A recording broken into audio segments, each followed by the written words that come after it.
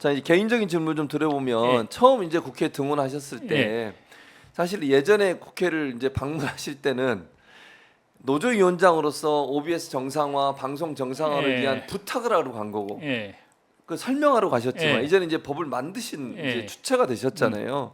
어떤 각오 또 많이 바뀐 부분이 있다면 그때와 지금의 차이 어떻게 느끼세요?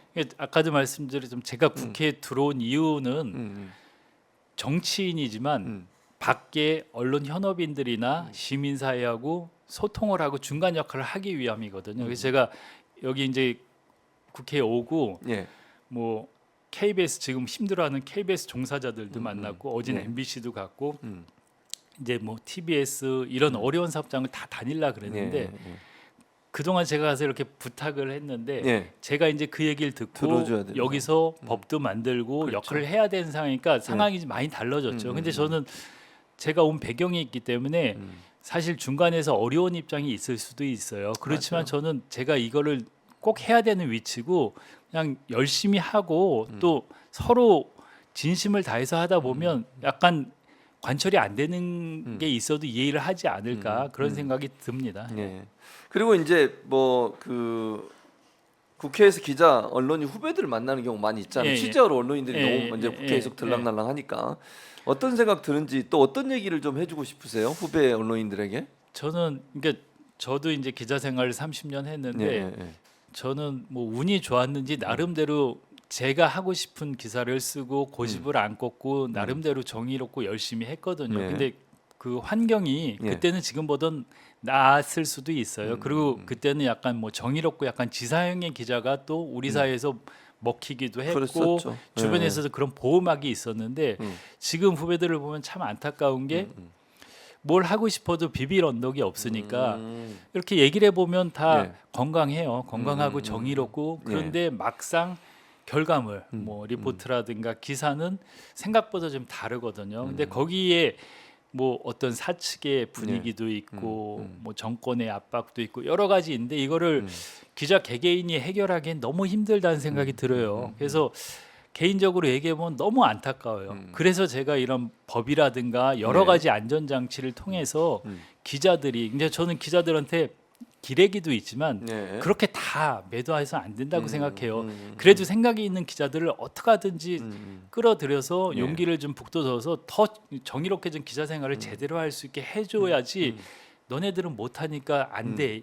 그러니까 그런 기자들도 물론 있지만 예. 그렇지 않고 가능성이 있는 기자도 제가 보면 꽤 있더라고요. 여기 국회 와서 보니까 그러니까 그런 기자들한테 저는 좀 많이 얘기를 하고 힘도 실어주고 같이 고민도 하고 뭐 그러려고 합니다. 그리고 이제 OBS에서 근무하시면서 노조위원장하고 그리고 대주주하고 이제 갈등이 있고 또 이러다 보니까 핍박도 받으셔가지고 좌천된 경우도 여러 번 있잖아요.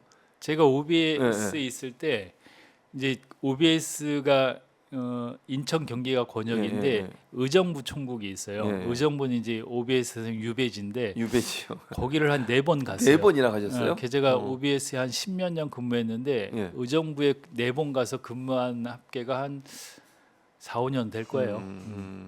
그렇게 이제 대주주와의 갈등 때문에 결국 그렇게 유배를 갔다 이렇게 표현할 수 있겠네요. 그런 셈이죠. 네. 예. 그래도 근데 그때 가서 있으면서도 그러니까 이런 언론인들이나 이런 분들 지금도 마찬가지 KBS도 저는 마찬가지라고 생각이 들거든요. 새로운 사장이 오고 나서 전 정권에서 일했던 분들에 대해서 예. 이런 일들이 또 있을 수 있잖아요. 충분히 그럼요. 가능하지 예. 않겠습니까? 근데 그런 일들이 바로 벌어지는 것을 제도적으로 막지 못한다고 하면 네.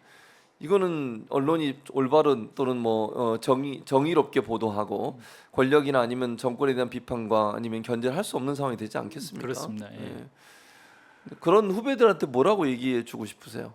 그런 일을 겪고 있는 분이 있다면, 저는 기자들한테 후배들이 항상 이런 얘기를 예, 좀 선이 굵은 기자가 됐으면 좋겠다. 근데 이게 쉬운 일은 아니잖아요. 예. 그리고 지금 세대 기자들한테는 어떻게 보면 가혹한 얘기일 수도 있어요. 근데 결국은 그렇게 사는 기자가 결국은 이기고 네, 잘 돼요. 예. 순간순간에 자기 위기를 모면하기 위해서 예, 적당히 타협하고 그러면 결국 굴종하게밖에 안 되거든요. 종속 관계가 돼버리고 그래서 좀 힘을 냈으면 좋겠습니다. 그리고 혼자 힘내라 그러는 건 가혹하니까 뭐 정치권은 정치권대로 역할을 하고 또 시민사회는 서로의 역할 분담을 해서 같이 언론 생태계가 좀 건강해질 수 있게 역할을 좀 해야 된다고 생각합니다. 그리고 이제 본인은 이제 물론 기자가 되셨지만 선대도 그러니까 아버님도 언론사를 운영하셨지 않습니까? 인천에서 오랫동안 지역 언론에서 함께 하셨는데 어떤 역사를 갖고 계십니까? 그러니까 저 이제 3대가 언론인 집안이고 저희 할아버지 저희 아버지 저까지 하면 3대가 76년간 언론인 생활을 했는데 저희 할아버지가 1945년 해방 이후에 최초의 지역 일간지인 대중일보를 창간하고 그 역할을 하셨어요. 그래갖고 그때부터 하고 저희 아버지가 대중일보 기자로 출발해갖고 유신 때 언론통비합 때 해직당하셨어요. 그래서 강제 해직을 당했고 그리고 저까지 이제 3대째 하는데 전 나름대로 저희 이제 할아버지도 그렇고 올곧게 이제 언론인의 생활을 해 오셔서 그런지 저도 그냥 자연스럽게 뭐 부끄럽지 않게 살라고 뭐 노력은 했습니다. 그래서 언론계 3대째 언론인으로서 좀 이제 이렇게 활동을 하시는 집안이시고 형님도 알려진 분이시잖아요. 저희 형님이 2년 전인가 윤석열 정권이 그 교수 정년 퇴직하면서 주는 보상을 거부하셨죠. 뭐 조선 총독부에서 주는 것 같아서 거부한다 그래서 좀 그 당시 이슈가 됐던 동국대 이철기 교수가 교수님, 제 친형입니다. 맞습니다. 형님이 그 당시에 거부를 했죠. 윤석열 대통령이 주는 상을 받을 수 없다. 그러면서 거부하셨고 그 영향으로 교사분들도 이제 정년할 때 뭘 주는데 주죠. 교사분들도 한 3, 4천 분이 그런 걸 거부했는데 이제 정교조 후배가 저한테 그러더라고. 형님 덕분에 교사들도 용기를 내서 지금 정권에 좀 그렇게 저항을 했다고 그래갖고 저희 형님한테 고맙다고 전해주라고 하고 얘기를 하더라고요. 그러셨군요. 그래서 아무튼 집안이 대대로 이제 어쨌든 그 권력의 어떤 잘못된 압력 이런 부분에 저항하고 또 기자로서 언론사의 기자로서 역할을 쭉 해오신 가정이라는 부분들이 좀 눈에 띄는 부분이라는 생각이 듭니다. 왜냐하면 이윤기라는 정치인을 잘 모르는 분들이 많으셔서 저야 뭐 이윤기 의원을 잘 알지만 그런 분들이 많이 설명을 드렸고 혹시 방 기자님 가능하시면 이윤기 TV 한번 찾아봐 주시면 국회의원 이윤기 TV에 보면 재밌는 장면이 하나 있어서 제가 유튜브를 며칠 전에 개설했어요. 그러셨군요. 유튜브 이윤기 TV를 개설했는데 좀 많이 좀 구독하고 봐주셨으면 좋겠고 제가 이제 국회에 와서 뭐 약간 이제 무슨 얘기를 하면 키가 좀 많이 큰 훈기로그라고 해서 제가 저 장면 국회에 와서 제가 22대 국회의원 중에 키가 제일 커요. 187cm인데 제일 큰데 제가 이제 국회 왔더니 사진 찍는 일이 많아요. 뭐 행사하고 나면 사진 찍는데 제가 이렇게 가운데 딱 쓰면 사람들이 와서 이렇게 눈치를 줘요. 그럼 제가 슬슬 뒤로 가서 제일 뒤에 서요. 사진 찍는데 뒤로 가라. 제가 쓰면 안 보이니까 뒤에가 앞에 설 수가 없어요. 좋은 위치에 있다가도 그런 게 있고 이제 얼마 전에 이제 과방위 전체 일하는데 보통은 이제 자기 자리에 앉아서 발언을 하고 그러잖아요. 근데 이제 그렇죠. 제안 설명을 할 때 앞에 나가서 서서 해요. 서서 이제 제안 설명하러 갔는데 마이크를 쭉 뽑았는데 더 이상 안 올라오는 거예요. 최대한 뽑았는데 제가 마이크에 맞추려니까 고개를 뭐 90도는 아니더라고요. 또 상당히 숙여야 되는 상황. 주춤한 자세에서 그렇게 해야 되더라고요. 그리고 또 지난번에 이제 소통관에서 가끔 기자회견을 하는데 거기 마이크도 저하고 너무 안 맞아요. 높이가 항상 자세가 이렇게 엉거주춤해요. 제가 말할 때마다 건의를 하려고요. 마이크 좀 높여달라고. 근데 그 본회의장에는 마이크가 조절이 가능하죠. 거기는 올라가고 내려갑니다. 근데 뭐 소통관 기자회견장이나 상임위장 보니까 안 되더라고요. 생각보다 낮더라고요. 그리고 제가 보이지 않는 스트레스가 있습니다. 허리가 많이 아플 것 같아요. 구부려서 얘기를 해야 되니까 지금 최대한 뽑아도 그런 저기 어려움이 앉아서 하는 게 괜찮은데 서서 하는 게 제일 문제군요. 지금 제안 설명하고 이럴 때 그러시군요. 자, 과방위 하면 이제 요즘은 이제 방송 3법 이런 것들 때문에 방송 관련된 업무만 한다 이렇게 생각하실 수 있는데 과방위는 어떤 역할을 하는 상임입니까? 저는 제가 이제 처음에 첫 전체회 할 때 이제 한 명씩 인사말 하라고 최민희 위원장 할 때 짧게 이 얘기를 했어요. 나도 언론인 출신이고 언론이 중요한 이슈지만 과방위가 여러 가지 일을 하는데 이 언론 이슈 때문에 다른 건 하나도 처리를 하나도는 아니지만 그러니까 과학도 있고 ICT도 그렇죠. 있고 원자력도 있고 네, 상당히 맞습니다. 다양 그리고 뭐 최근에 인공지능도 있고 상당히 다양하고 미래지향적인 일을 하는데 네. 이런 게 언론에 묻혀갖고 너무 못하고 있다. 그래서 내가 언론인 출신이지만 이 다양한 분야를 아주 제대로 좀 다뤘으면 좋겠다. 그 말씀을 드렸어요. 근데 정말 많은 일을 하거든요. 예, 예. 그리고 이제 저희 지역구에서도 많은 분들이 아유, 과방에는 지역하고 아무 관계가 없는데 왜 그런 상임위를 갔어? 이런 얘기를 하시는 분도 있어요. 근데 예, 예. 저는 이게 뭐 인공지능도 있고 ICT도 있고 여러 분야가 있잖아요. 그래서 그렇죠. 상당히 미래지향적이고 지역에도 가치 있는 상임이다 이렇게 이제 말씀을 드리고 있습니다. 네.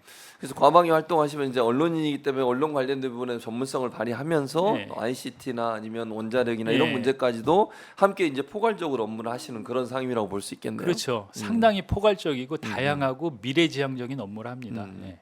그럼 이제 앞으로 이제 뭐 시작을 한 지 얼마 안 됐지만 네. 4년이라는 기간 동안 의정 활동하면서 본인이 세우시는 원칙 같은 거 있으세요? 내가 이렇게 의정 활동을 하고 싶다라고 하는 원칙이라든지 아니면 지역 현안에서 이 문제는 꼭 해결해 보고 싶다라든지 포부가 있으면 좀 말씀해 이게 주세요. 제가 국회 오기 전에 이제 의원실을 보면 저도 기자를 했으니까 네. 보면 의원실에 의원도 있고 보좌진이 한 그렇죠. 9명, 10명인데 네. 매일 무슨 일을 할까? 어. 저 인력 갖고 왜 저것밖에 못 할까? 그런 생각을 했거든요. 그러셨군요. 저도 제가 그런 생각을 했으니까 그런 인력 갖고 일을 정말 잘해야죠. 일단 가장 중요한 건 예. 입법이고 예. 그리고 저는 국회의원이 뭐 지역의 대표고 국민의 대표기 때문에 예. 특히 전 또 언론계에 목소 있기 때문에 그렇죠. 많은 분들과 소통을 통해서 그분들을 잘 대변하고 그리고 이제 거창하게 이제 국회의원에 대해서 목표를 물어보는데 저는 진정성을 갖고 최선을 다하면 입법도 그렇고 저는 입법도 그래요. 어느 법을 그냥 발의만 하면 그게 통과되기는 어렵다고 보거든요. 발의를 하고 많은 의원들 상임위 다 찾아다니면서 설득을 하고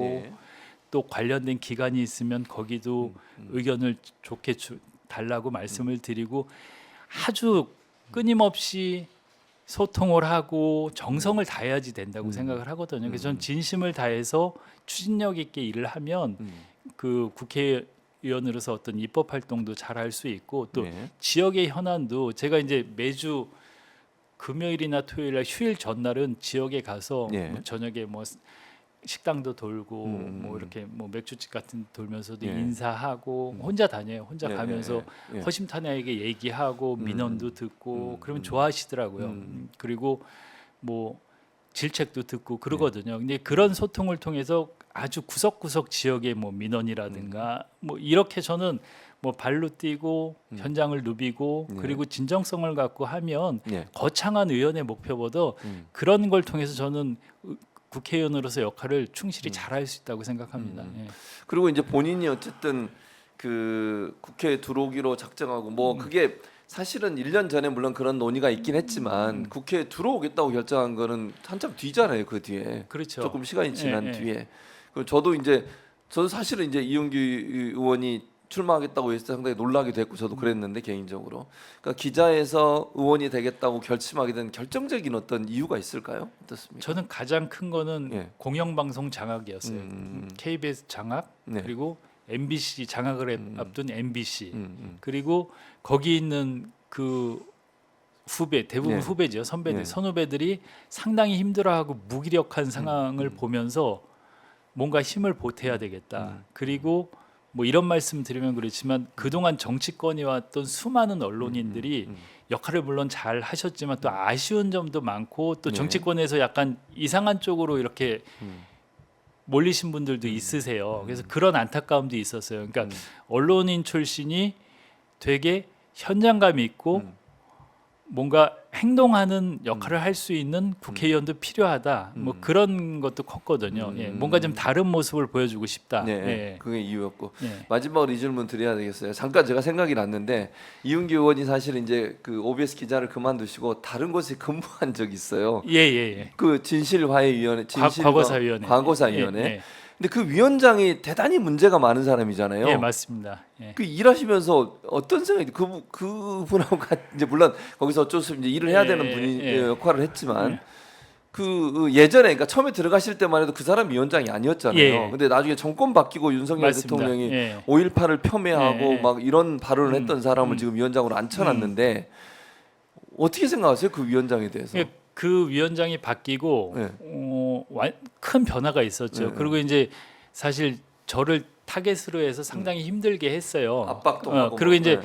자기의 어떤 과거의 발언이나 이런 것 때문에 언론에서 문제가 되는 거에 대해서 제가 지금 역할을 해주길 바랬던 것 같아요, 속으로. 방어해주기를. 그래서 네. 저는 제가 이제 그런 얘기를 했어요. 처음에 위원장 바뀌고 만나갖고 저는 과거사위원회에서 수만 건의 진실 규명을 해야 되는데 위원장님의 과거의 문제, 발언 때문에 문제가 되는 거는 위원회 차원이나 제 차원에서는 아무것도 해드릴 수가 없다. 그건 알아서 감당하시라. 그리고 그 이유는 우리가 중요한 사건을 결정하고 국가의 공식적인 조사 기구인데 그런 역할은 할 수 없다. 이제 그러고 나서 이분하고 저하고 관계가 엄청 안 좋아졌어요, 당연히.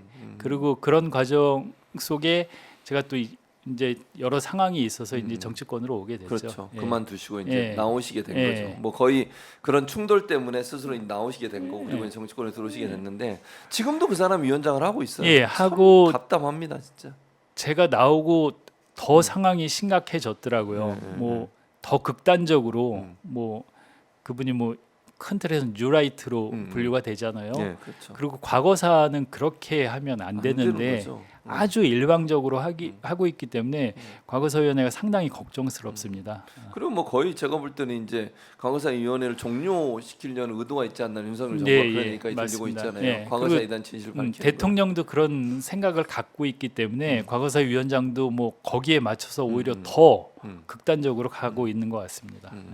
참 그런 분을 참 강의사위원회 위원장으로 앉혀놓은 윤석열 예. 정부 참 답답하다는 예. 생각이 듭니다. 그래서 지금 예.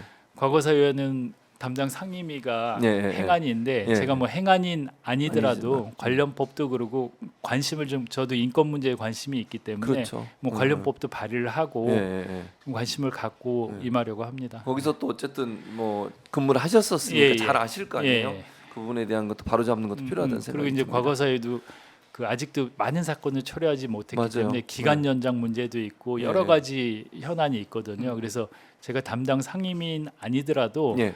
뭐 관련 입법도 누구보다 관심 있게 할 수 있기 때문에 그리고 또 그 피해자분들하고 아직도 많이 만나고 있어요. 그래서 예. 그분들 얘기도 듣고 좀 제가 할 수 있는 역할은 하려고 합니다. 예.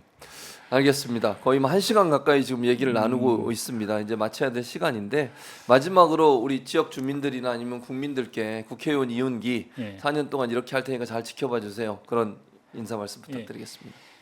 예, 제가 이제 국회의원으로서 첫 발의한 게 방송 3법인데 저는 이 법이 어느 법보다 중요하고 우선순위라고 생각해서 발의를 했고 다행히 민주당 이제 당 대표나 뭐 원내대표, 민주당 모든 분들이 관심을 가져주셔서 잘 진행이 되고 있습니다. 뭐 거부권을 행사하더라도 여러 가지 방법을 동원해서 어떻게든 관철시키는데 역할을 하고 제가 국회의원이 된 거는 어떤 언론 개혁의 선봉장이 되기 위해서 왔거든요. 그래서 어떠한 험한 일이 있더라도 아니면 또 뭐 어떤 보수 언론에 제가 표적이 되더라도 저는 이 길을 좀 꿋꿋이 갈 거고 저는 그거는 약속을 드릴 수 있을 것 같습니다. 그리고 한편에는 제가 인천 지역에 제가 500년 이상 산 집안의 사람이에요. 그래서 누구보다 인천 지역 또 제가 사는 남동에 대한 애착이 있기 때문에 지역의 어떤 현안, 공약, 진심을 갖고 하나하나 제가 4년 동안 잘 해결하고 풀어내도록 하겠습니다. 또 제가 의정 활동하면서 좀 못하는 게 있으면 언제라도 질책해 주시고 저는 뭐 페북도 그렇고 웬만하면 댓글도 다 다뤄드리려고 노력을 해요. 소통을 잘 하려고. 그러니까 소통을 잘 하면서 제가 의정 활동 잘 할 수 있도록 함께 했으면 좋겠습니다. 예. 네.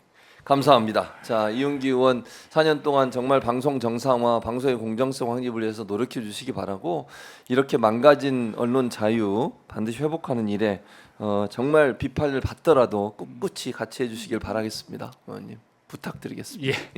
자, 시청자 여러분, 오늘 1시간 동안 이은규 의원과 함께 방송 관련된 여러 이슈들 함께 점검해 봤습니다. 앞으로 이제 방송 3법뿐만 아니라 플러스에서 방송통신위원회 설치법까지 바꿔서 방송이 윤석열 정권에 장악되는 것을 방지하고 막을 수 있는 그런 틀이 마련됐으면 좋겠습니다. 자, 이은규 의원과 함께 인사드리겠습니다. 오늘 함께 시청해 주신 여러분 고맙습니다. 예, 감사합니다.